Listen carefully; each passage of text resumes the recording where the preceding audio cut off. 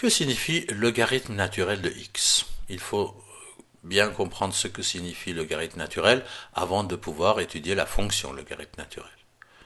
Mais avant de parler de logarithme naturel, on va rappeler un peu ce que signifient des logarithmes plus simples comme des logarithmes à base 10. Quelle est la valeur de logarithme à base 10 de 100? Pour répondre à cette question, il faut essayer de trouver la valeur de 100 en puissance de 10. 100, c'est 10 puissance combien?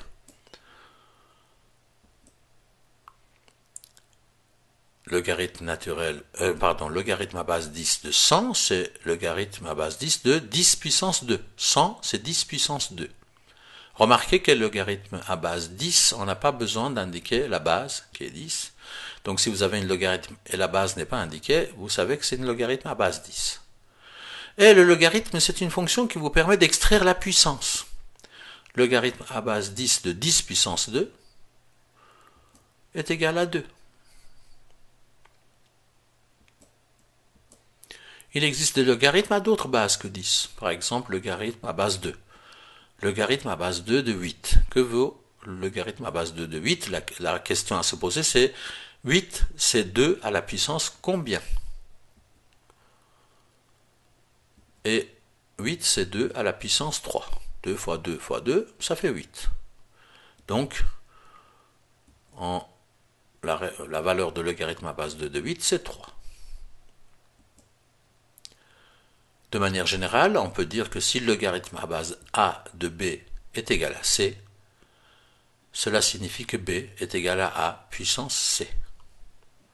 Dans l'exemple qu'on vient de donner, si le logarithme à base 2 de 8 est égal à 3, ça veut dire que 8 est égal à 2 puissance 3. Voici quelques logarithmes à différentes bases qui sont sur l'écran. Pour être sûr que vous avez bien compris ce que signifie une logarithme, mettez la vidéo sur pause, prenez une feuille et un crayon et indiquez la valeur de chacun de ces logarithmes, si possible sans recourir à la calculatrice. Une fois que vous avez fait ça, vous relancez la vidéo et on va voir si vous avez correctement compris ce que signifie le logarithme. Alors commençons par le premier, logarithme à base 2 de 16. 16, c'est 2 à la puissance 4. 2 fois 2 fois 2 fois 2, ça fait 16. Ce qui signifie que le logarithme à base 2 de 16, c'est égal à 4. Pour le suivant, le logarithme à base 10 de 10 000, 10 000 étant 10 puissance 4, la valeur de ce logarithme est de 4.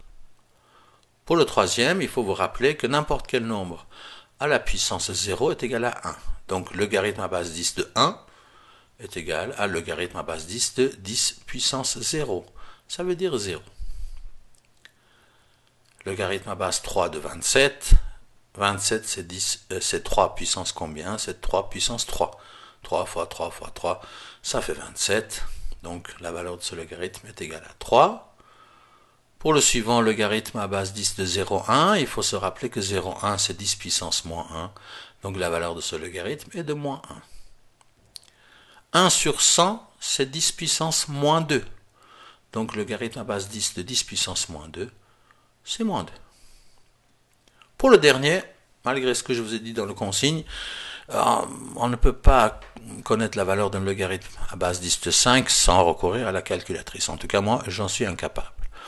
5 n'étant pas une puissance entière de 10, donc on a besoin d'une calculatrice pour connaître sa valeur. 5, logarithme de 5, si vous faites ça avec la machine, ça vous donne 0,699 à peu près. Ça veut dire que 5, c'est 10 puissance 0,699.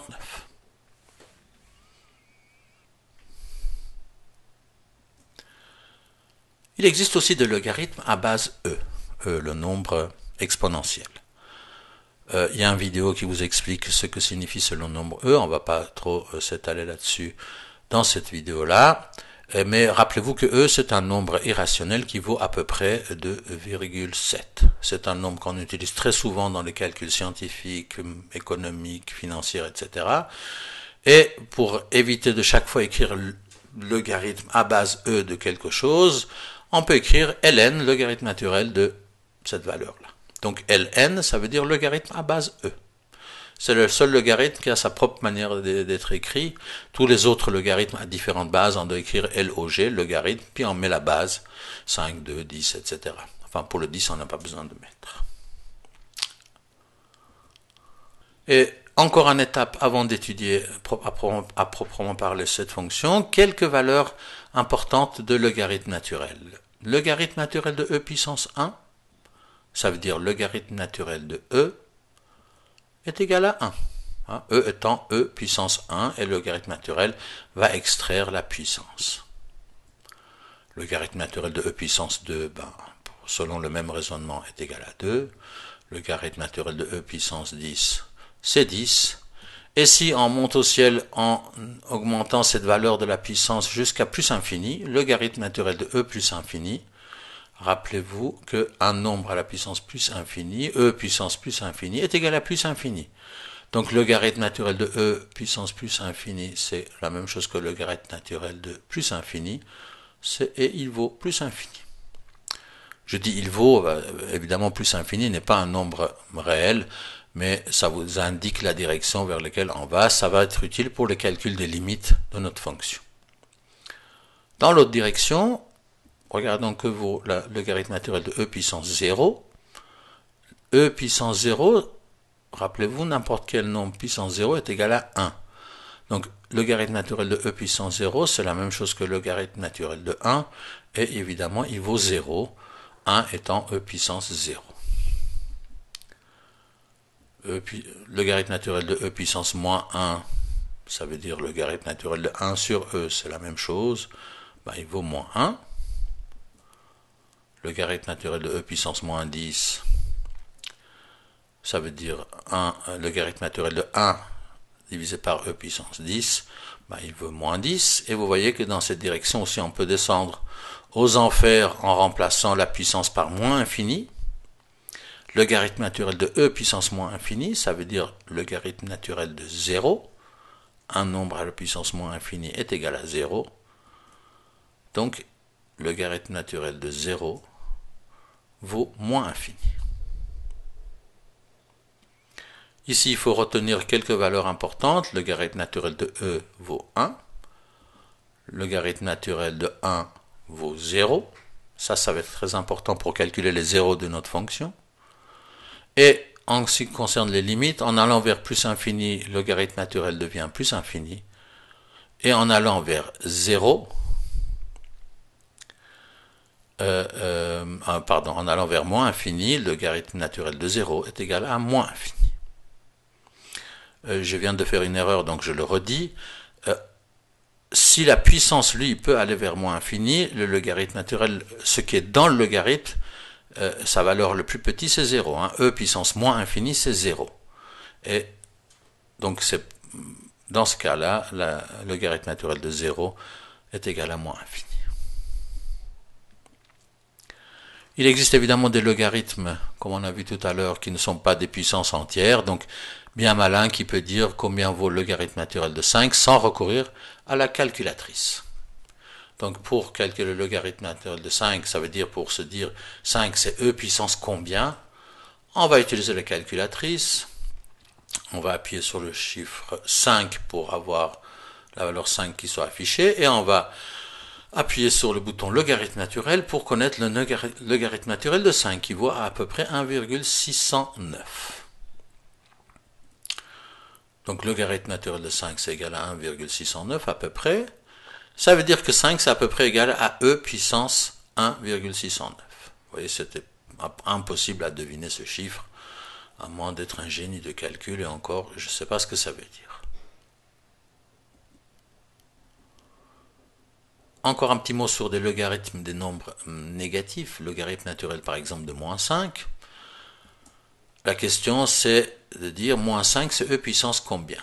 Alors peut-être qu'il y en a parmi vous qui voient que ce n'est pas possible. E, ça veut dire 2,7 à peu près, à n'importe quelle puissance donnerait un nombre positif. Essayons de voir avec la calculatrice ce que ça donne.